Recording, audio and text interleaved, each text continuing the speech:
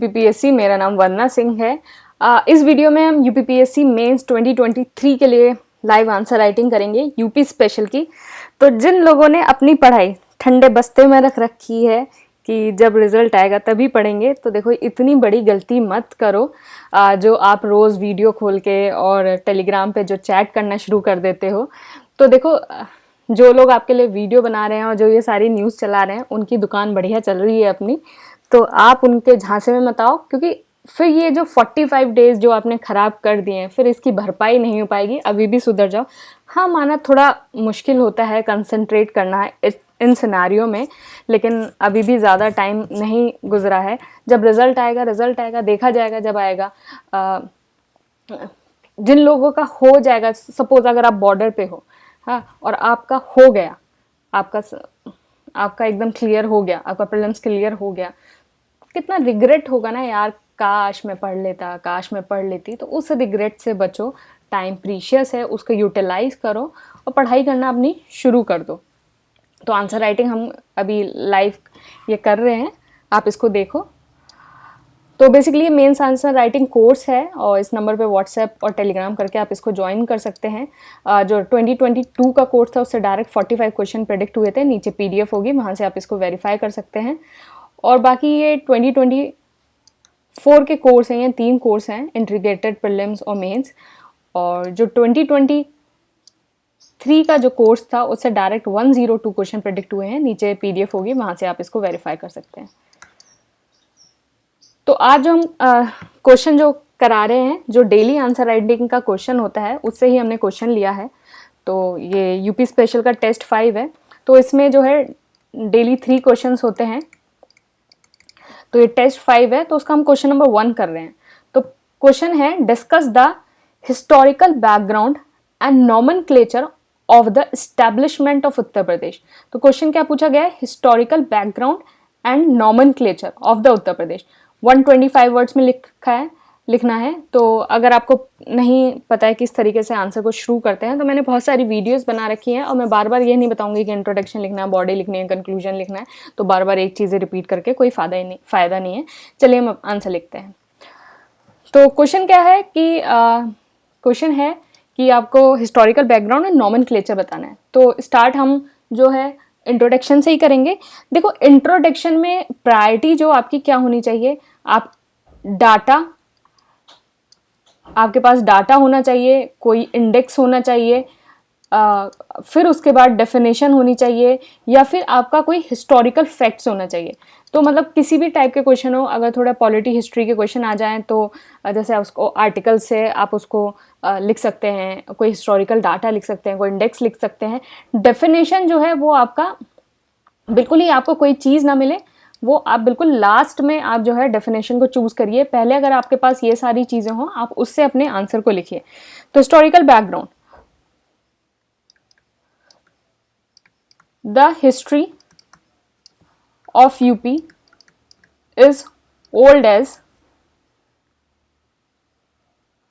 Human civilisation.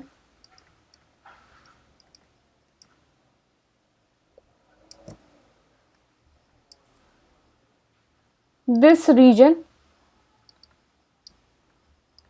was known as Madhya Pradesh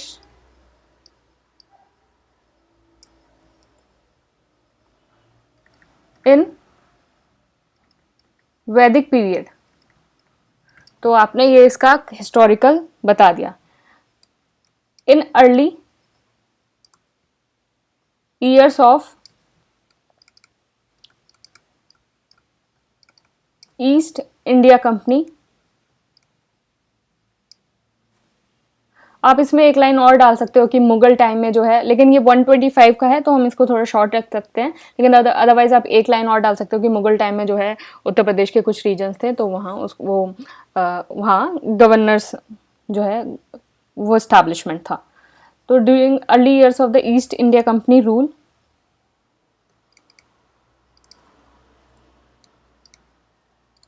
the present territories of UP and adjacent regions were ruled by Bengal Presidency, Nawab of Awadh,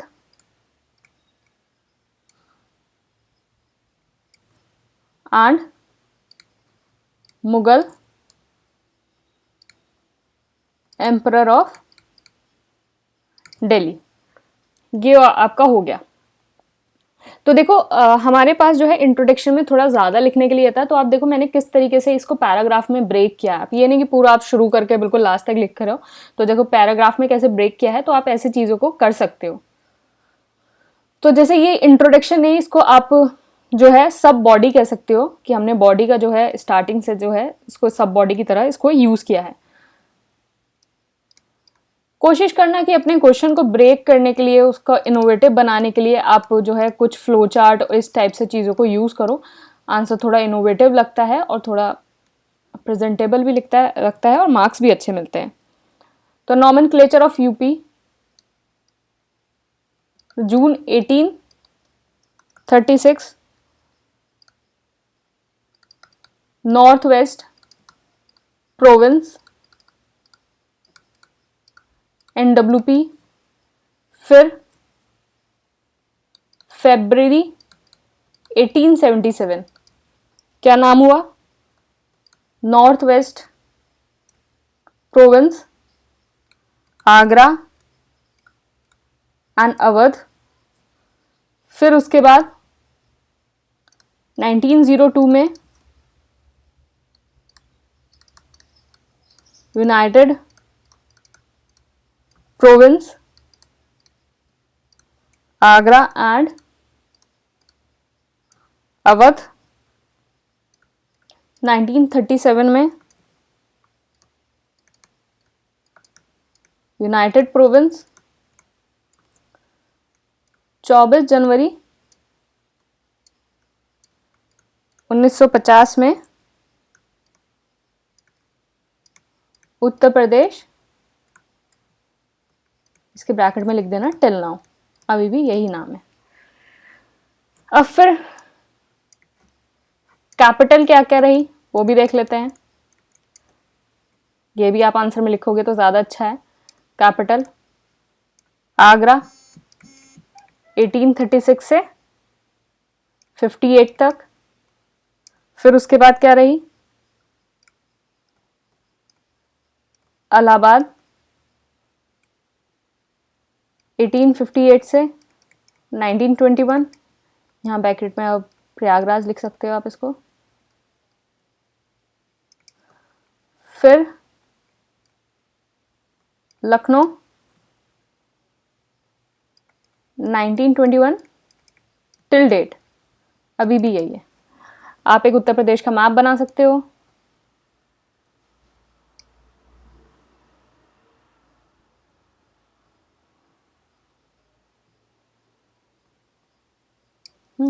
तो ये map बन गया।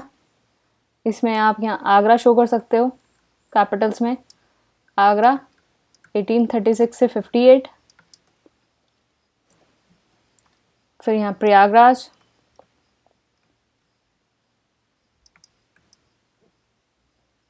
1858 से 1921। फिर यहाँ आप लखनऊ शो कर सकते हो 1921 से टिल डेट। तो ये आपने कर दिया, ये आपका डायग्राम बन गया, आपने मैप बना दिया, ये बना दिया। अब ये हिस्ट्री और जो नॉमेनक्लेचर है वो किस तरह से एस्टैब्लिशमेंट हुआ अभी हम लिखेंगे। तो फिर इन जून 1836 the territory of UP converted into Northwest Province under the rule of EIC with Agra as its headquarter. ठीक है, देखो एग्जामिनर को ना यहीं से ही समझ में आ जाएगा कि आपको इस आंसर के बारे में कितना आता है। वो इन सारी चीज़ों को उसको पढ़ने की ज़रूरत भी नहीं पड़ेगी, आप यहीं से ही जो है आप ये शुरू का ये इंट्रोडक्शन और ये वाला पेज यहाँ से ही आप उसको समझा दोगे कि आंसर में जो है क्या क्या है। इन 1856 Dalhousie annexed Awadh into companies territories 1856 में। फिर after revolt of 1857 Delhi and its enclosure were separated from Northwest Province and headquarter shifted from Agra to Allahabad. ये हो गया। फिर 1902 में क्या हुआ? 1902 name was again changed into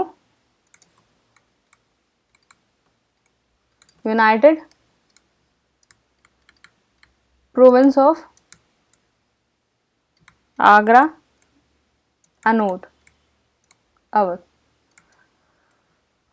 ये नेम हो गया 1902 में। फिर उसके बाद 1921 में क्या हुआ? It was declared to be governance provinces and capital was transferred from Allahabad से लखनऊ। तो इलाहाबाद से लखनऊ जो है कैपिटल ट्रांसफर हो गई। फिर उसके बाद ऑन 1 अप्रैल 1937 में क्या हुआ? The official name of province was shortened to United Province। अब ये वाली जो लाइन है, ये नेक्स्ट पॉइंट है, इसको आप लिखना भी चाहो नहीं भी लिखना चाहो, लेकिन आपकी मर्जी है। देखो in 1946 provincial Congress committee meet at Banaras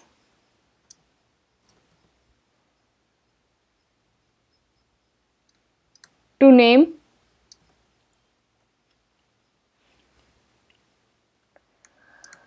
तो 106 member voted for आर्या व्रत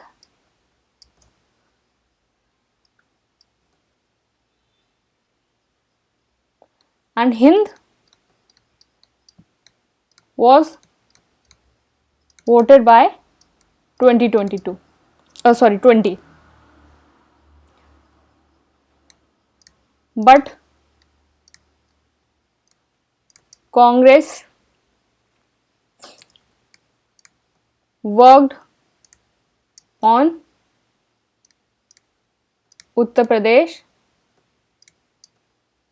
as a name। कांग्रेस में वर्क किया। फिर उसके बाद क्या हुआ, on 24 January 1950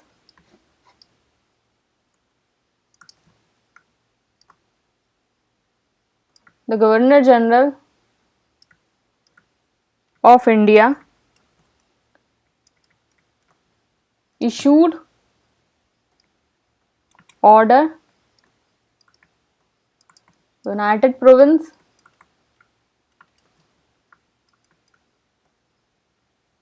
alteration of name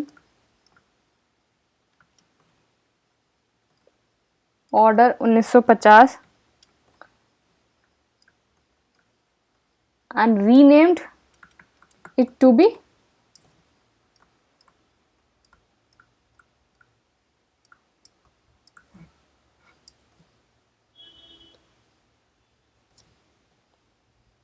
तो कंक्लूड कर देना। since then on every 24 January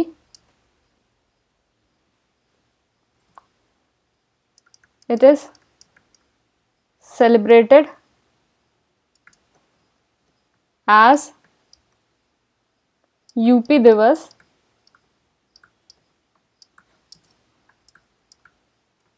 to mark